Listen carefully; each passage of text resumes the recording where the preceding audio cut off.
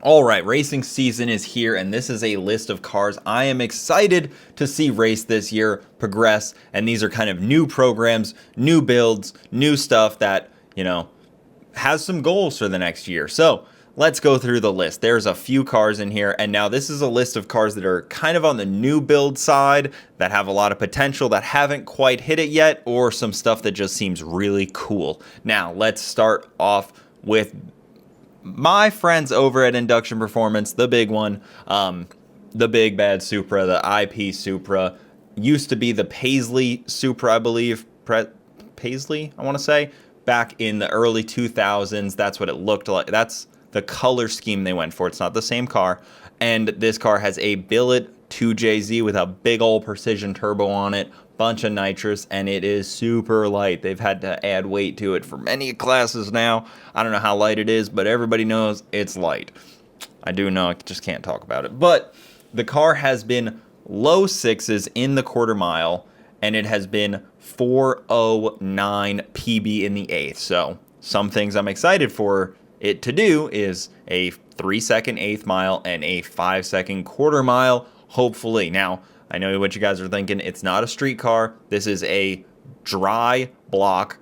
It has water going through the head, but dry block. It's non-streetable. This is a race car, and it has been 4.0. Super excited to see that 3.9, and I know they will get it this year.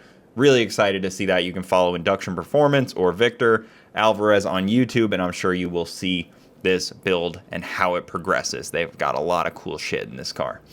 All right, next up is more of a street car, more of a OEM stock-ish car. So we are talking about the Boost District C8. Now, this car is really sick, and I'm really excited to see this come out because this is not just a basic C8. This car is a E-Ray.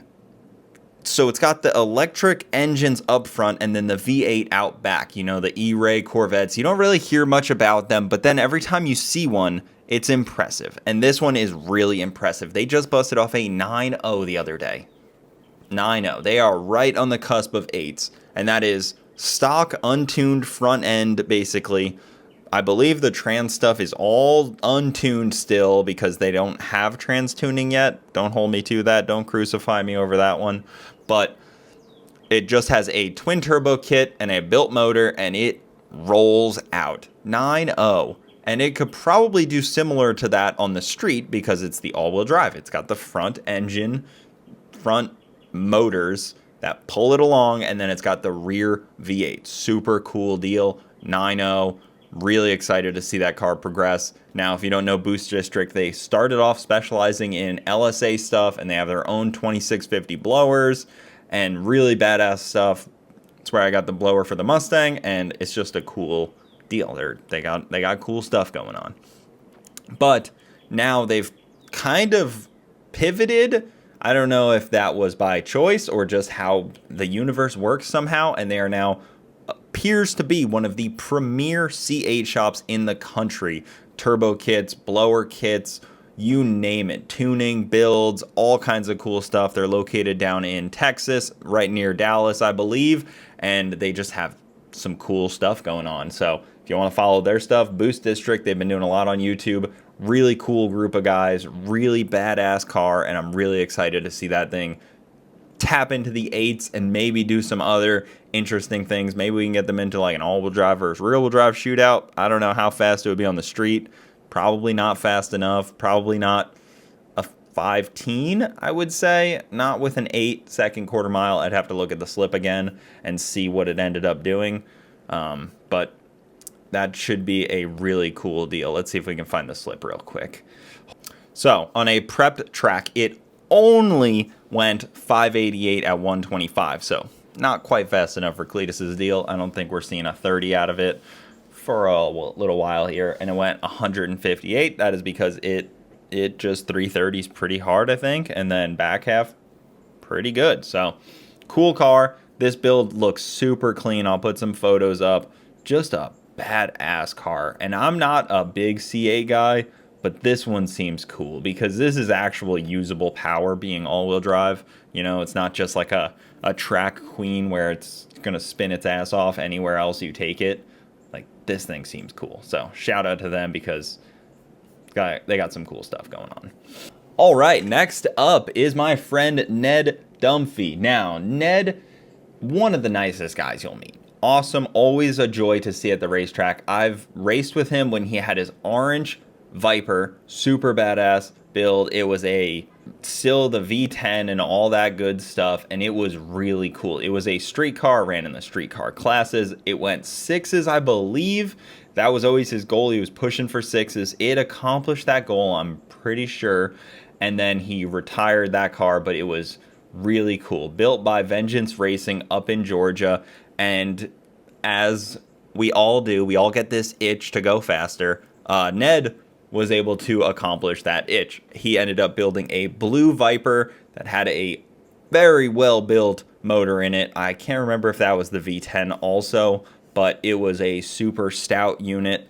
Built a V10 Viper that did some drag and drive stuff. He competed in X275. He put big tires on it, did some wheelie bar stuff, and that car was fairly short-lived in his stable, it seemed like, because very quickly he then unveiled the car that I want to talk about is his RVW car. If you don't know, RVW is basically pro mods on small tires, and that to me is as cool as it gets. Pro mods are cool-ish until you see one roll up on radials, and then you're like, now we're talking, in my opinion. And then this car rolled out and immediately was just tearing it up. He put together the right team, the right car. It was a pro line Hemi with a big blower out the hood, the right combo, and it's bright orange like that original Viper. Love to see it. It's a Camaro body, but you put that in quotes. The new Camaros are, I believe, the most aerodynamic of the pro mod bodies, and this thing just gets down. So really excited to see how this car unfolds in the next few months, because I think this is going to be one to watch in RVW. And unfortunately, that class is a little scattered all over the place right now, but hopefully he brings some fresh life back into it and we see this thing line up with the Shadow and other cool vehicles. I love Motion Raceworks Shadow also, but we've already seen that thing perform pretty well. This is kind of a new build on the scene. That's what this video is about. Next up is John Rogers and the IDS team. So if you don't know, the IDS team has been campaigning their stick shift 240 for the last few years now. It's gone through a bunch of different changes. It had a stock SR in it for the longest time, I believe. I don't think it was a KA. I believe it was an SR stick shift running in the top of the pack at the time. This was probably 2017, 2018, and then it has just progressed from there. So he switched to a 2J. He had that for a long time, went 6s with the 2J, dart block, fastest dart block to this day, I believe, and then he got a little bored over the winter and he switched to a VK56 out of a Nissan Armada. Ran that thing the other day and it's already back to where the 2J was. So within the first test outing, they had the VK, which is an odd deal. It's a V8 dual overhead cam, big 5.6 liter motor compared to his smaller, obviously 3 liter 2J. This thing can make a bunch more torque and power, presumably. I mean, it's already made 2,000 horsepower on the dyno through like a precision Pro Mod 96 turbo, super badass. And now he has some more power on tap. So the car has already been 6s. He needs to go faster than like a 680, 690 to be competitive in stick shift. So he took a big swing and he went for the VK56.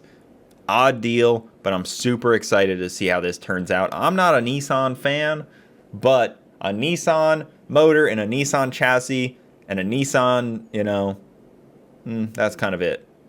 Nissan crank and block, maybe. I know the rods and pistons are aftermarket, but it's a stock block, non-sleeved, stock cylinder heads, hand-ported, and it's got rods and pistons, stock crank. Super cool.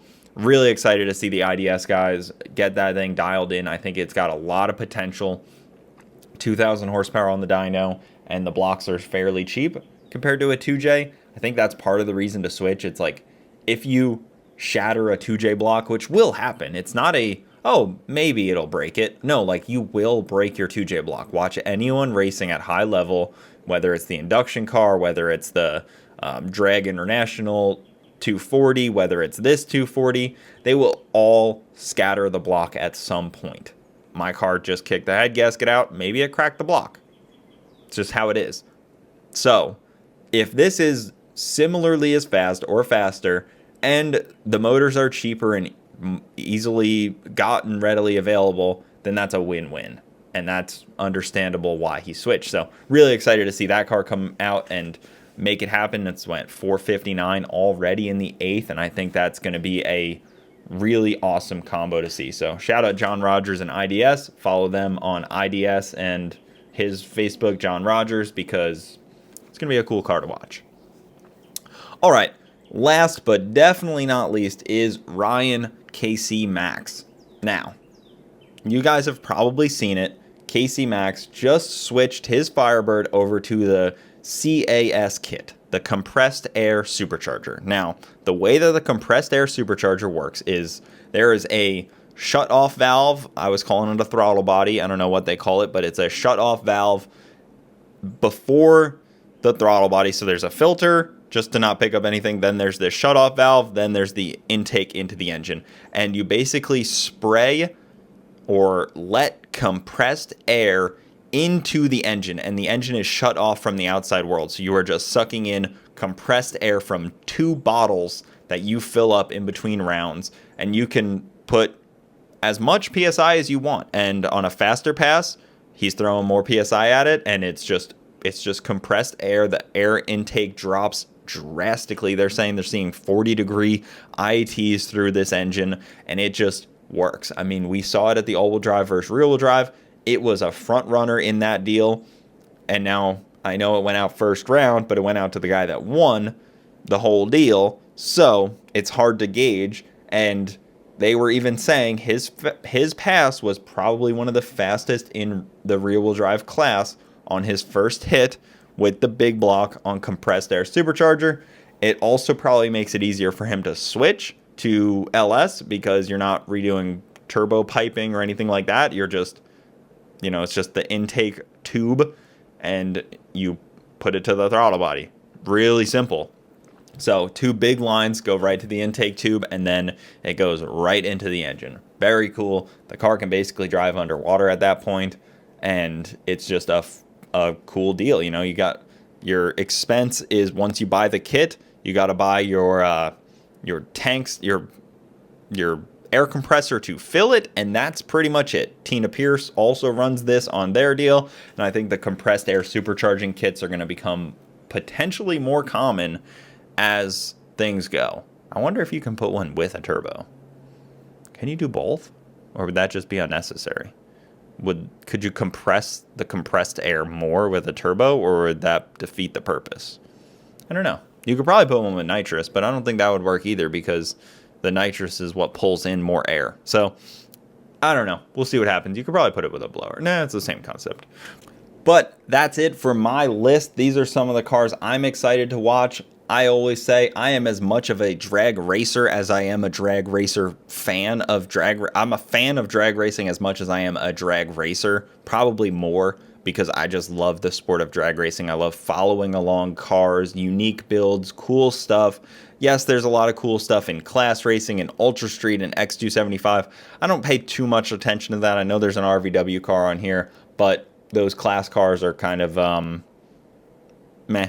But there's a lot of cool stuff coming in that, of course, and I think this is a pretty decent list here. Who are you watching for the 2025 season? What cars?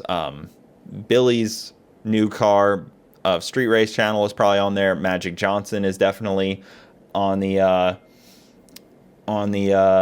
potential list, I would say. So let me know what you guys think. But yeah, Magic Johnson is definitely on there. Jimmy Dale's car. But that's the list, guys. Thank you so much for watching. Follow for more, and I will see you next time.